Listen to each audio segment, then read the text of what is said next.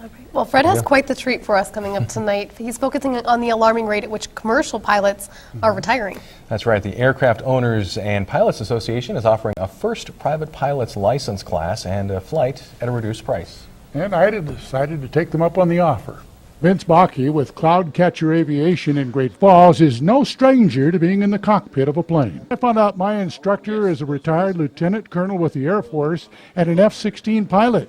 He flies helicopters, has been a commercial airline pilot, flying all sizes of planes, and that put me at ease. So flying is very much like an athletic skill.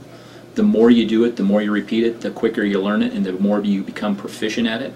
And to get your license, the quicker you'll get it done, and the more money you'll save. The private pilot's license is a starting point to many different careers, or it can be just a hobby. It's estimated that just in the U.S., 37,000 new commercial pilots will be needed to replace those retiring without any expansion of flights. That's a lot of seats to fill. There's a lot of people that really want to do it and are willing to cut the other expenses so that they can fly, and I stay really busy. I train between 10 and 20 new and advanced instrument students a year. Bakke likes to mix up his training with a combination of ground lessons and actual flight lessons. That puts students in the air quicker at the controls and making it fun. So the next step is a full inspection of the aircraft. Fred, you know what we need to do. Let's go flying.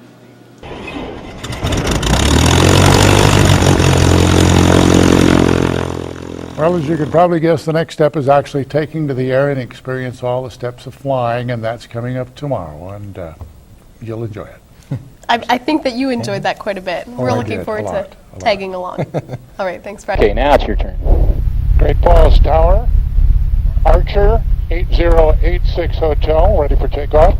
Runway 3. Runway 3. And just a few minutes later, we're headed down the runway. As our speed accelerates, we're passing 40 knots right now, which is 45 miles an hour. There comes 50. There's 60. Start pulling back on the controls, and we're flying. Oh, we're in the air. There you go. When do the peanuts come out? Hey, you don't even get peanuts on the airlines anymore. Good. This becomes your office. This is my office. You got that. We do a little bit of work before every flight. We do a pre-brief. We talk about what we're going to do and do some instruction. Then we go out and fly what we talked about, and then we come back and we do a post-flight debrief and talk about everything that we did and reinforce that whole learning process. And Bakke says even if you decide to enter aviation in the military, having a private pilot's license first is a big asset. As long as you don't have a fear of it, I can teach pretty much anybody how to fly. So if I want to fly for United Airlines as a commercial pilot, this is where I'm going to start. This is one place to start, you betcha. Absolutely.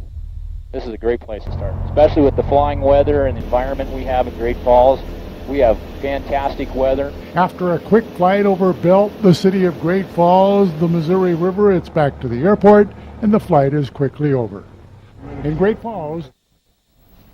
And you can decide if flying is for you by taking an initial lesson for $100. And if you decide to go after the license, Bakke says the cost he quotes is around $10,000 from start to finish. Compare that to a snowmobile, which a new snowmobile is 10 grand, and it just depends on what you want to do. But if you've always wanted to fly, it's well worth the experience for $100, maybe for Father's Day, Mother's Day, something like that.